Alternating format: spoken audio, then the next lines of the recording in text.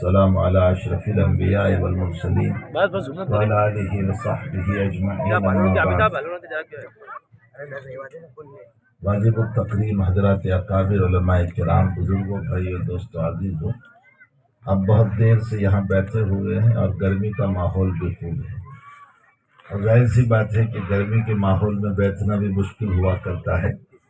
ایک مرتبہ حضرت مولانا انور شاہ صاحب کشمیری رحمۃ اللہ علیہ کے ساتھ تھا، اور یہ عاجز بھی ساتھ تھا، تو حضرت کو جس کرسی پر بٹھایا تھا اس کرسی پر ایک جاری اور بہت موٹی سی وہ چادر بچھائی تھی جو گرم ہو جاتی ہے، تو اوپر سے گرمی تھی اور نیچے سے بھی گرمی تھی۔ تو حضرت مولانا جب بیٹھے ہیں تو حضرت مولانا نے فرمایا کہ جب تم نے اوپر سے بھی گرم کیا، نیچے سے بھی گرم کیا، تو اب میں وآخر دعوانا الحمدللہ رب العالمین کہتے ہیں۔ بہرحال یہ گرمی کا ماحول ہے اور بہت شدید گرمی آپ کے سروں پر ہے۔ ایسے وقت میں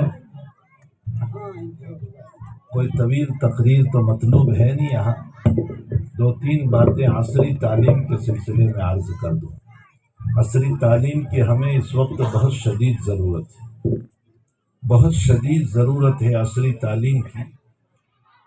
ہمارے معاشرے میں ہمیں ڈاکٹر نہیں مل رہے ہیں، ہمیں لائر نہیں مل رہے ہیں، ہمیں انجینئر نہیں مل رہے ہیں، ہمیں ایجوکیٹڈ طبقہ نہیں مل رہا ہے، ہمیں اسکولوں کے لیے اچھے ٹیچر نہیں مل رہے ہیں۔ اور چلو یہ سب تو اجتماعی ضرورت رہی، اس کے علاوہ اپنی ضرورت کے لیے مثلاً فارم بھرنا ہے، تو فارم بھرنے کے لیے ہمارے پاس وہ نالج نہیں ہوتا کہ جس سے ہم فارم بھریں۔ میں ایک مرتبہ ایئرپورٹ پر تھا اور ایک صاحب تھے، تو پہلے ہمارے وہاں جب جانا ہوتا تھا تو امیگریشن فارم بھرنا ہوتا تھا، اب تو وہ نکال دیا، لیکن پہلے امیگریشن فارم ہوتا تھا۔ تو اب وہ بیچارے امیگریشن فارم لے کر کے ان کے پاس جا رہے ہیں، ان کے پاس جا رہے ہیں۔ اب وہ حالانکہ اس میں کوئی لمبی چوڑی بات پوچھی ہوئی نہیں ہوتی، آپ کا نام کیا ہے اور آپ کا برتھ ڈے کیا ہے اور آپ کا پاسپورٹ نمبر کیا ہے، آپ کا ایڈریس کیا ہے، اور نیچے اپنا دستخط اور سگنیچر کرنا ہوتا ہے۔ لیکن اس کے باوجود وہ ان کے پاس جا رہے ہیں اور سر پہ امامہ بندھا ہوا ہے۔ اتنی شرمندگی ہم کو ہو رہی تھی کہ جناب والا دوسروں کے پاس، تو ایک چھوٹی سی بات کے لیے ہمیں دوسروں کے پاس جانا پڑتا ہے۔ آج کل کورٹوں کے اندر جو ہمارے کیسز چلتے ہیں اور جس بنیاد پر ہمیں پکڑا جاتا ہے یا ہمارے پاس جو ہے بلانے کے لیے انفارم کیا جاتا ہے، اطلاع کی جاتی ہے، تو اس میں ہمیں یہ کہا جاتا ہے کہ فلاں قلم کے ماتحت، فلاں قلم کے ماتحت، ہمیں اس کا ہی پتہ نہیں ہے کہ یہ کس قلم کے ماتحت اور اس قلم میں کیا جو ہے گنجائش ہو سکتی ہے اور اس قلم میں کیا سختی ہو سکتی ہے۔ تو عصری تعلیم ہمیں قدم قدم پر اس کی ضرورت ہے۔ اور میرے بھائیوں، ہمارے ذہنوں میں ایک ہی بات بیٹھی ہوئی ہے کہ مدرسوں میں دینے ہی پر ثواب ملتا ہے اور مسجدوں کے بنانے ہی پر ثواب ملتا ہے۔ ذرا اپنے ذہن کو تھوڑا سا وسیع کر لیں آپ۔ حقیقت یہ ہے کہ یہ چیزیں عصری تعلیم تو شدید ضرورت ہے، لیکن اسلامی ماحول میں ضروری ہے۔ اب دیکھ لیجئے کہ آج کل جو آئے دن کچھ نہ کچھ اسلام کے خلاف مسائل اسکولوں کے اندر بھی، کالجز کے اندر بھی مسئلے اٹھتے ہی رہتے ہیں اور طرح طرح کے مسائل آتے رہتے ہیں۔ ایسے موقع پر ہم عصری تعلیم اسلامی ماحول میں اگر دیں گے تو انشاءاللہ تعالی ہمارا بچہ جو ہے اور ہماری بچی جو ہے، جہاں پر عصری تعلیم دنیاوی تعلیم سے جو ہے محظوظ ہوگی اور حاصل کرے گی، وہیں پر اس کی تربیت بھی ہوئی ہوگی، وہ باحجاب ہوگی، اس میں حیا و شرم ہوگی، اس کے اندر اخلاق حسنہ ہوں گے، اس کی زندگی اچھی ہوگی، اس میں دینداری ہوگی، اس میں تقوی ہوگا، ورع ہوگا، پرہیزگاری ہوگی اور بے حیائی والی زندگی نہیں ہوگی۔ تو یہ تمام چیزوں کے ساتھ دینی ماحول کے اندر اگر عصری تعلیم دی جائے تو یقیناً ہم اس نیت سے اب اسکولوں کو کھولیں اور اس نیت سے کالجوں کی طرف متوجہ ہو کہ ہمارے بچے اور بچیوں کا ایمان محفوظ رہے۔ آپ دیکھیں کہ کتنی بچیاں اس وقت جو ہیں چلی جا رہی ہے، الزام ہم پہ لگ رہا ہے کہ تم لوگ لے جا رہے ہو، حالانکہ ہماری بچیاں جا رہی ہیں اور کتنی بچیاں جا رہی ہیں، وہ کبھی تو اسلام کے ساتھ رہتی ہے۔ حالانکہ یہ حضرات اکابر علماء بیٹھے ہوئے ہیں کہ اگر وہ بچی اسلام کے ساتھ غیر مسلم کے ساتھ جاتی ہے تو نکاح ہی نہیں ہوتا ہے، اس لیے کہ قرآن کا نص قطعی ہے لا تنکحوا المشرکین والمشرکات، نکاح ہی نہیں ہوتا ہے۔ اب جب نکاح نہیں ہوتا ہے تو ساری زندگی زنا میں مبتلا ہوئی، پھر زنا تو اپنی جگہ جتنی اولاد پیدا ہوئی اس پر حرامی کا لیبل لگے اسلامی نقطۂ نظر سے۔ تو ظاہر سی بات ہے کہ ہماری بچیوں کی عفت، عصمت، ان کے حیا، ان کی پاک دامنی، ان کا ایمان، یہ بچانا ہمیں بے حد ضروری ہے، یہ جزء اول ہے۔ صرف ہم تبلیغی جماعت میں یہ بولتے رہتے ہیں کہ حضرت نے مکی زندگی میں 13 سال محنت کی ایمان کے اوپر، کیا اس وقت یہ ایمان کی محنت کی ضرورت نہیں ہے؟ کہ عصری تعلیم کے لبادے کے اندر اور عصری تعلیم کے ڈھانچے کے اندر ہم اپنی اولادوں کو جو ہے اس کے ایمان کی حفاظت کریں، اس کی تربیت کریں، اس کی عفت اور عصمت کو بچائیں، یہ ہم سب کا فریضہ ہے۔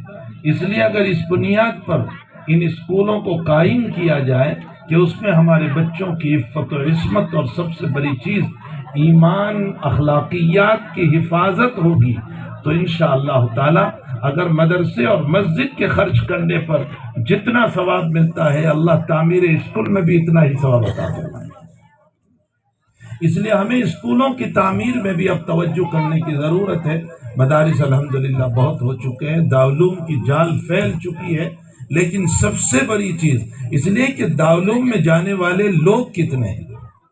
میں آپ سے پوچھتا ہوں کہ ہمارا یہ داہود ہے، داہود کے اندر سے مکتب کی تعلیم ختم کرنے کے بعد دارالعلوم میں جانے والے کتنے بچے ہیں؟ شاید آدھا فیصد بھی نہیں ہوگا، یعنی 100% کا 1% تو بہت دور کی بات، 1 کا آدھا بھی نہیں ہوگا۔ تو دارالعلوم میں تو 5، 10، 15 بچے گئے ہیں، باقی جو مکتب کے نظام میں جو طلبہ پڑھ رہے ہیں، جو 800 ہے، 900 ہے، 1000 ہے، 1200 ہے، اور وہ اسکول کے ساتھ جوائنٹ ہے، اور مکتب کی تعلیم ختم کرنے کے بعد وہ اسکولوں میں جاتے ہیں اپنی عصری تعلیم کے لیے، اس لیے کہ ان کو جو ہے ایجوکیٹڈ تعلیم لینا ہے، ان کو جو ہے گریجویٹ بننا ہے اور ان کو اوپر تک پہنچنا ہے۔ تو ایسے موقع پر ان بچوں کے ایمان کا ذمہ دار کون ہوگا؟ ان کے دین کی حفاظت کون کرے گا؟ ان کے اخلاقیات کی حفاظت کون کرے گا؟ بنیادی وجہ ہماری بچیوں کے چلے جانے کی یہی ہے کہ ہماری بچیوں کو ہم نے ان اسکولوں میں تعلیم دی جہاں مخلوط تھا، اختلاط تھا، اور اس اختلاط کی بنیاد پر عورت ایک جذباتی ہے، خوب یاد رکھیں، عورت ایک جذباتی ہے۔ اور یہ میں نہیں کہہ رہا ہوں، جناب نبی کریم صلی اللہ علیہ وسلم فرماتے ہیں کہ عورت میں نقصان عقل ضرور ہے، لیکن اللہ نے اس کو جذباتی بنایا ہے۔ اس کے جذبات کا حال یہ ہوتا ہے کہ ذی لب لبہ، وہ عقل مند کی عقل کو اڑا لیتی ہے، خود عقل نہیں ہے اتنی۔ ایک پڑھے لکھے عورتوں کے طبقے میں اس حدیث کا بیان تھا فورین میں کسی جگہ، تو وہاں ایک سوال آیا کہ شریعت نے ہماری بے احترامی کی ہے، بے عزتی کی ہے، اور بے عزتی ہماری یہ کی ہے کہ ہمیں ناقص العقل قرار دیا، نقصان عقل قرار دیا۔ تو جو جواب میں نے وہاں نقل کیا تھا وہ میں آپ لوگوں کے سامنے نقل کروں کہ یقیناً مردوں کو تو عقل کامل دی ہے، عورت کو نقصان عقل ہے، ناقص العقل ہے۔ اسی لیے 2 گواہ کے قائم مقام، 1 گواہ کے قائم مقام 2 عورتوں کو رکھا گیا، لیکن عورتوں میں ایک خاص طور پر اللہ نے جو صفت رکھی ہے وہ جذبات کی صفت رکھی ہے، اور جذبات کی صفت اس لیے رکھی ہے کہ اس کو قربانیاں دینا ہے، اور قربانیوں کا تعلق عقل سے نہیں ہے، جذبات سے۔ قربانیوں کا تعلق جو ہے نا وہ عقل سے نہیں ہے، اسی لیے کہتے ہیں کہ بے فکر کود پڑا آتش نمرود میں عشق، اقبال کہہ رہے ہیں بے فکر کود پڑا آتش نمرود میں عشق، یعنی عشق اور جذبات تھا وہی آتش نمرود میں کود پڑا، اور حقیقت یہ ہے کہ عقل مند سوچتے رہ گئے کہ کودوں یا نہ کودوں۔ مرد سوچتا ہے کہ کودوں یا نہ کودوں اس میں، چونکہ یہ عقل کی بنیاد پر سوچ رہا ہے اور وہاں جذبات ہے۔ تو میں نے کہا اگر عقل میں نقصان ہے تو جذبات میں کمال ہے تمہارا، اور اس کا تعلق جو ہے اور کے لیے دینا ہے، تمہیں بچوں کے لیے دینا ہے۔ ان قربانیوں کو مد نظر رکھتے ہوئے رب کریم نے تمہیں جوہر جذبات سے نوازا ہے۔ یہ کوئی معمولی چیز نہیں ہے۔ تو جذباتی ہوتی ہے اور وہ اپنا مستقبل نہیں سوچتی، آئندہ کے مسائل نہیں سوچتی، اپنے فیوچر کو نہیں سوچتی، اور تھوڑے سے عشق کے اندر جذبات میں آ جاتی ہے، ان کی باتوں کو قبول کر لیتی ہے، کچھ پیسے دیکھ لیتی ہے، اور ایک بناوٹی اور مصنوعی جو ہے آرٹیفیشل عشق کو دیکھ لیتی ہے، اور وہ آرٹیفیشل عشق میں دیوانی ہو کر کے وہ چلی جاتی ہے۔ پیرنٹس جو ہے ناراض ہے اس سے، اس کے ماں باپ ناراض ہیں، اس کے بھائی بہن ناراض ہیں۔ یہ میں ان گھروں کی بات نہیں کر رہا ہوں، میں ایک ایسے مکان کی بھی بات کر رہا ہوں ہمارے ہی علاقے کے اندر، گجرات کے اندر، کہ باپ عالم دین ہے اور بیٹی غیر مسلم سے شادی کر کے جا رہی ہے، اور مسئلہ یہ ہے کہ کورٹ میں جب ماں باپ مطالبہ رکھتے ہیں تو بیٹی ماں باپ کو یہ کہہ رہی ہے کہ میں تو تم کو اس مذہب کی دعوت دے رہی ہوں، تم مجھے ادھر کہاں بلا رہے ہو؟ بنیاد اس کی کیا ہے؟ بنیاد اس کی یہی ہے کہ تربیت نہیں ہوئی۔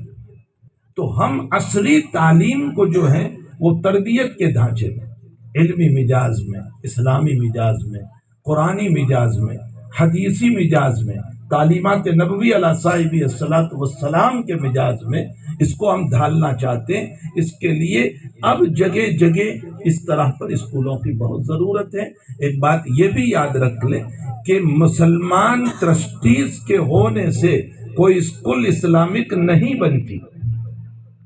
مسلمان ٹرسٹیز کے ہونے سے کوئی اسکول اسلامک نہیں بنتی ہے۔ بہت سی جگہ ہیں جہاں مسلمان ٹرسٹیز ہیں لیکن وہاں ناچنا گانا بھی ہو رہا ہے، وہاں عریانیت بھی ہو رہی ہے، وہاں بے حیائی بھی ہو رہی ہے، وہاں ان کا لباس بھی نظر آتا ہے، ان کے بال بھی نظر آ رہے ہیں، جبکہ بال کو ستر قرار دیا گیا، اس کے بدن کو ستر قرار دیا گیا ہے۔ یہ تو مردوں کے بات میں ہے کہ ناپ سے لے کر گھٹنوں تک کا ستر ہے، اس عورت کی ذات کا تو جو ہے وہ مکمل ستر۔ اور ہمارے حضرت شیخ یونس صاحب قدس سرہ فرماتے تھے کہ فی زماننا مراہقہ سے بھی پردہ ہونا چاہیے۔ اور کیوں؟ حضرت فرماتے ہیں کہ اسلام میں نکاح کے لیے بلوغ شرط نہیں ہے، تحمل شرط ہے۔ یہ مسئلہ آپ مفتیوں سے آپ پوچھیں، اسلام میں نکاح کے لیے بلوغ شرط نہیں ہے، تحمل شرط ہے۔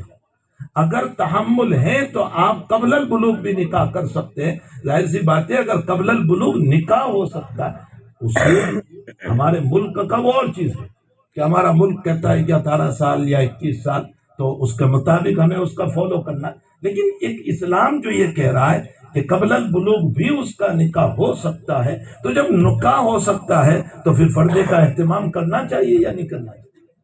ہمارے حضرت شیخ یونس صاحب قدس سرہ تو 3 سال کی بچی سے بھی منہ پھرا لیتے تھے، 3 سال کی بچی حضرت اس سے بھی منہ پھرا لیتے تھے، اور فرمایا کرتے تھے کہ حسن بصری کا قلب بھی بدل سکتا ہے۔ ایسی بات ہے کہ تعالیٰ نے جو ان میں جوہر رکھا ہے عورت کے اندر، تو بہت ممکن ہے کہ انسان کے دل آئے دن آپ دیکھ لیجئے، کبھی 3 سال کی لڑکی سے کیا ہو رہا ہے، کبھی 4 سال کی لڑکی سے کیا ہو رہا ہے، کبھی 5 سال کی لڑکی سے کیا ہو رہا ہے۔ یہ سب کیا ہو رہا ہے؟ یہی تو بنیادیں ہیں۔ تو صرف مسلمان ٹرسٹیز کے ہونے سے بھی وہ اسلامی ڈھانچہ نہیں ہوتا، بلکہ اسلامی ڈھانچے میں ڈالنے سے وہ عصری تعلیم اسلامی ڈھانچے میں رہے۔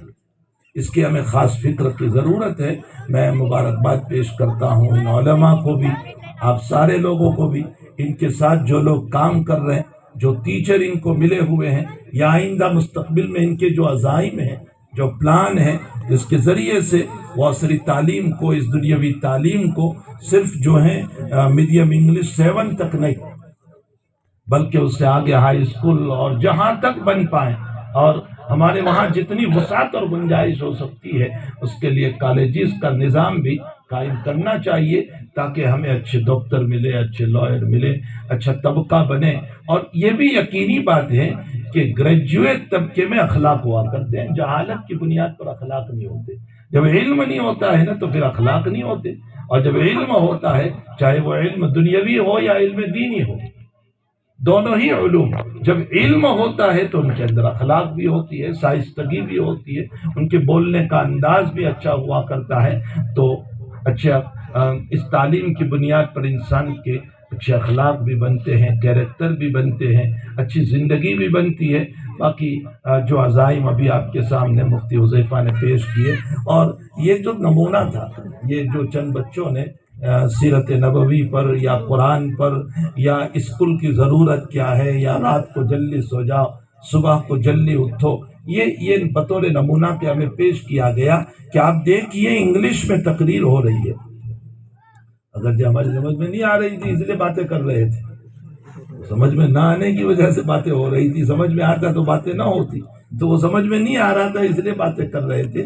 لیکن ان بچیوں نے، اور پھر میں نے یہ بھی دیکھا کہ بچیاں زیادہ تھی، لڑکے کم تھے، بچیاں بیان کرنے زیادہ آئی، اور عمومی طور پر ان میں شوق زیادہ ہوتا ہے، لڑکیوں میں جو ہے وہ شوق زیادہ ہوتا ہے، اور لڑکوں کا حال کیا ہے، صبح ہوئی بال لیا بیٹھ لیا کہ چل پڑے، جہاں دیکھو کرکٹ، جہاں دیکھو کرکٹ، او ہو جیسے علامہ میدان میں اتر رہے اور نہ معلوم اب کیا کرنے والے ہیں۔ آئے دن یہ حال ہو رہا ہے، پھر کچھ کام کرو۔ اللہ کے نبی علیہ الصلوۃ والسلام نے اس امت کو کھیل کود کے حوالے نہیں کیا، اس امت کو کام کے حوالے کیا۔ ایک صحابی رضی اللہ تعالیٰ عنہ کو آقا صلی اللہ علیہ وسلم نے فرمایا کہ جو ہے گھاس کاٹنے کا آلہ لو، لکڑی کاٹنے کا آلہ لو، اور جنگل میں جاؤ اور رسی لو اور جاؤ اور لکڑیاں کاٹ کر مارکیٹ میں لاؤ، اور فرمایا کہ یہ ذلتی ہے، لیکن یہ ذلتی بہتر ہے کسی سے مانگنے تو کا، وہ دیں یا نہ دیں، کوئی ذلیل کر دے گا ہم کو، دھٹکار دے گا ہم کو، تو اس کے بجائے کچھ کام کرنے والے بنو۔ تو اللہ کے حبیب صلی اللہ علیہ وسلم نے اس امت کو کام پہ ابھارا ہے، یہ امت کام کرنے والی ہے، اسی لیے اس امت کے اندر صرف بیوی کو یہ کہا گیا کہ شوہر کے مرنے پر 4 مہینہ 10 دن کی عدت ہے، باقی ابا مرے، امی مرے یا کوئی بھی مرے 3 دن سے زیادہ سوگ ہے ہی نہیں۔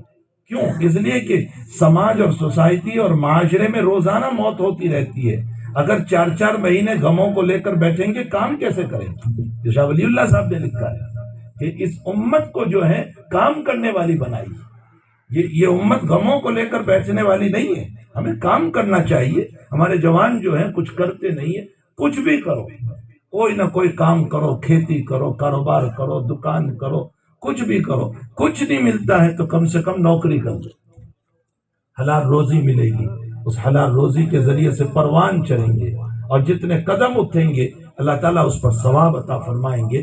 تو بہرحال میرے بھائیوں، یہ جو اسکول کا نظام قائم کیا جا رہا ہے ماشاءاللہ، یہ ایک نہیں اور بھی قائم ہونی چاہیے، جگہ جگہ قائم ہونی چاہیے، اور صرف اسی پر اکتفا نہ کریں بلکہ اس سے آگے ہائی اسکول بھی ہو، اس سے آگے جتنی ہماری وسعت ہو سکتی ہے کالج تک کی ہم وہ بھی کریں۔ اور میں نے شروع ہی میں بتایا کہ مدرسہ اور مسجد کے خرچ کرنے پر اگر اللہ ثواب دیتا ہے، ایمان کے تحفظ کے لیے، اخلاق کے تحفظ کے لیے، سیرت رسول کے تحفظ کے لیے، اور امت مسلمہ کے جوان بچے اور بچیوں کی حفاظت کی نیت سے اگر اسکول قائم کریں گے تو اللہ اتنا ہی ثواب عطا فرمائے۔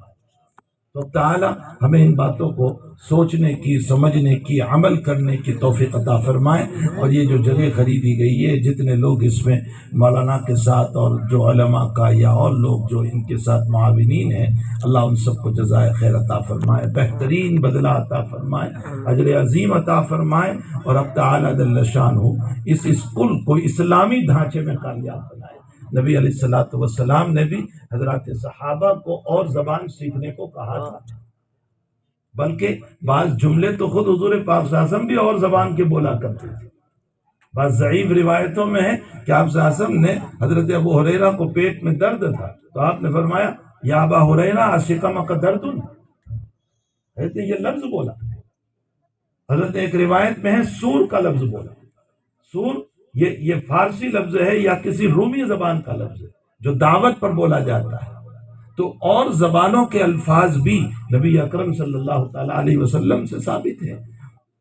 تو حقیقت یہ ہے کہ زبان سیکھنا کوئی برا نہیں ہے، لیکن زبان اس نیت سے سیکھی جائے کہ ہم اس زبان کے ذریعے سے اللہ کا دین پھیلائیں، اللہ کا قرآن سمجھائیں گے، اللہ کی شریعت سمجھائیں گے، آقا صلی اللہ علیہ وسلم کا دین اور آپ کی بابرکت باتیں ہم امت کو سمجھائیں گے، تو اس حیثیت سے وہ حضرت نے جو حضرت تھانوی رحمۃ اللہ علیہ نے اپنے زمانے میں وہ انگلش سے جو منع کیا تھا وہ ایک ٹیمپرری بات تھی، وہ ایک وقتی بات تھی، اور وہ وقتی بات یہ تھی کہ اس وقت ان کی حکومت تھی اور اس زبان کو سیکھنا گویا کہ ان کا تعاون کرنا تھا، اس بنیاد پر حضرت نے منع کیا تھا۔ یہ نہیں کہ ٹیمپرری حکم کو ہمیں کا لے کر چلتے، اور ٹیمپر واری نہیں، ٹیمپرری لفظ ہے، ہم بھی غلط بولا کرتے ہیں کہ ٹیمپر واری، ٹیمپر واری لفظ نہیں ہے انگلش میں، وہ تو ٹیمپرری کا لفظ ہے۔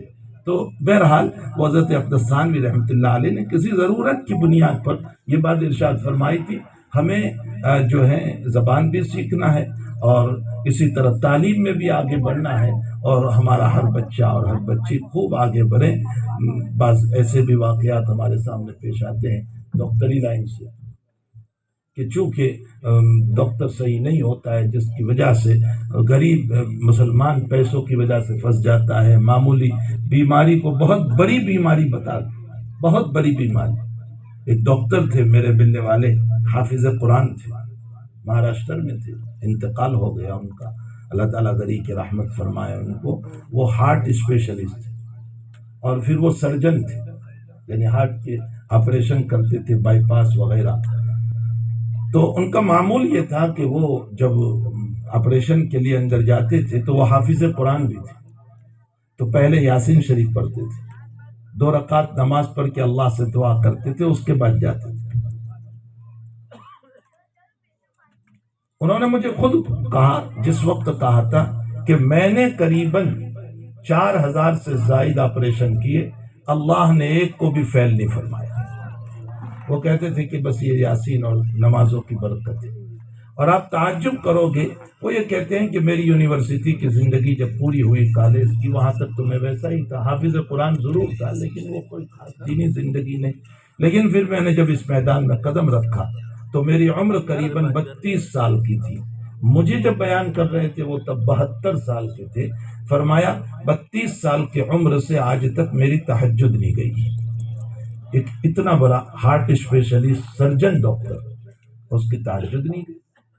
تو جب دینی مزاج کے ساتھ ہوتے ہیں نا تو پھر لوگوں کو فائدہ بھی ہوتا ہے، پھر ان کو اللہ بھی یاد آتا ہے، پھر رسول اللہ صلی اللہ علیہ وسلم کی تعلیمات بھی یاد آتی ہے۔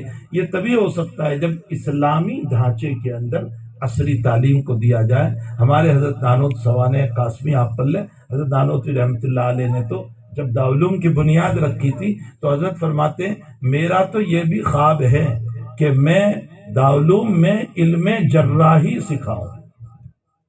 علم جراحی کیا ہے؟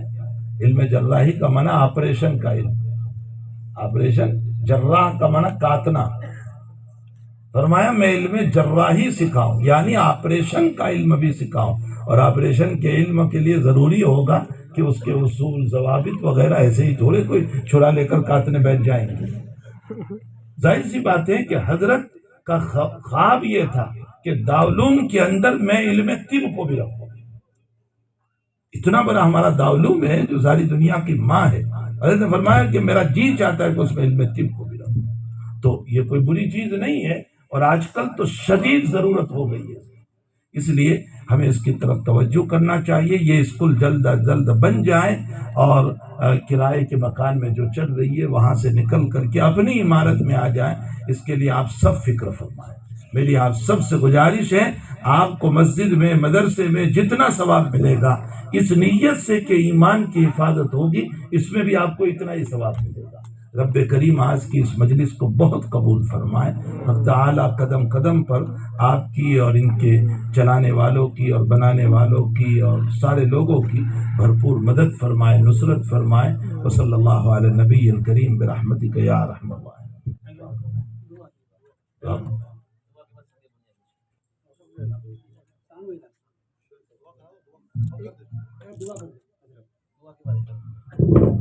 بسم اللہ الرحمن الرحیم، الحمد للہ رب العالمین، والصلاة والسلام علی اشرف الانبیاء والمرسلین وعلی آلہ وصحبہ واتباعہ وازواجہ وذریاتہ واہل بیتہ واہل طاعتہ اجمعین۔ اللہم ربنا آتنا فی الدنیا حسنہ وفی الآخرۃ حسنہ وقنا عذاب النار، وفقنا لما تحب وترضى من القول والعمل، وجنبنا الفواحش والمعاصی والخطایا والزلل۔ اللهم انا نسألك علما نافعا ورزقا واسعا وعملا متقبلا وشفاء من كل داء۔ اے اللہ جس مقصد کے لیے یہاں بیٹھے ہوئے ہیں اس میں کامیابی عطا فرما۔ اے اللہ جس مقصد کے لیے یہاں بیٹھے ہیں اس میں کامیابی عطا فرما۔ اے اللہ جس عصری تعلیم کی عمارت کے سلسلے میں آج سنگ بنیاد ہو رہی ہے، آپ اپنا فضل فرما دیجیے، کرم فرما دیجیے، رحمت فرما دیجیے۔ اے اللہ اس کو شرف قبولیت عطا فرما دیجیے۔ اللہ ایمان اخلاقیات کو حفاظت کے لیے، بچانے کے لیے اے اللہ اس اسکول کو اور اس طرح کی جتنی اسکولیں ہیں عصری تعلیم کی تمام اداروں کو قبول فرما لیجیے، ان کی نصرت فرمائیے۔ اے اللہ ان کی مدد فرمائیے، ان کے مدد کرنے والوں کی مدد فرمائیے، ان کی نصرت کرنے والوں کی نصرت فرما لیجیے۔ اے اللہ ان کے آل اولاد کی حفاظت فرما لیجیے۔ اللہ ہماری نسلوں کی حفاظت فرما، ہمارے بچوں کی حفاظت فرما۔ اے اللہ بگڑنے سے، پھسلنے سے، ضلالت سے، گمراہیوں سے، غلط صحبتوں سے، غلط دوستیوں سے، اے اللہ تیری بغاوت سے، تیرے حبیب کی بغاوت سے ہماری بھی حفاظت فرما، ہماری نسلوں کی بھی حفاظت فرما، ہماری آل اولاد کی بھی حفاظت فرما۔ اے اللہ جہاں اپنے مکانوں کی ہم فکر کرتے ہیں، امت کی ان عمارتوں کی فکر کی ہم سب کو توفیق عطا فرما۔ اے اللہ جو لوگ نے اس کو اوڑھنا بچھونا بنایا ہے ان سب کو جزائے خیر عطا فرما، ان کو بہترین بدلہ عطا فرما۔ اے اللہ ہمارے سیئات سے معافی عطا فرما، ہمارے حسنات کو قبول فرما۔ رب کریم ہم میں اتفاق پیدا فرما، اتحاد پیدا فرما۔ اے اللہ دوسروں کو بنگاہ عزت و بنگاہ اکرام دیکھنے کی ہم سب کو توفیق عطا فرما۔ اے اللہ دوسروں کی تذلیل سے ہم سب کی حفاظت فرما، دوسروں کی توہین سے ہم سب کی حفاظت فرما۔ اے اللہ حبیب نے المسلم اخو المسلم کہا ہے، اس روایت پر عمل کی ہم سب کو توفیق عطا فرما۔ الہ العالمین جو مانگا ہے اپنے فضل سے عطا فرما، نہیں مانگا اپنے فضل سے نصیب فرما۔ اے اللہ اس جگہ کا نام رحمت رکھا گیا ہے، آپ اپنی رحمت سے مالا مال فرما دیجیے، عنایتوں سے مالا مال فرما دیجیے، نظر کرم سے مالا مال فرما دیجیے، نظر عطا سے مالا مال فرما دیجیے۔ اے اللہ نظر بخشش سے مالا مال فرما دیجیے، اور یہاں جتنے مکان بننے والے ہیں اے اللہ ان کی بھی حفاظت فرما، رہنے والوں کی بھی حفاظت فرما۔ اس زمین میں جتنے شرور، فتن، بلایا، مصائب، مشکلات ہو سکتی ہے اے اللہ زمین کی اور زمین پر رہنے والوں کی اور بننے والی عمارتوں کی پوری حفاظت فرما، اور جتنی خیر و برکت تو نے رکھی ہے اے اللہ اس سے رہنے والوں کو عطا فرما۔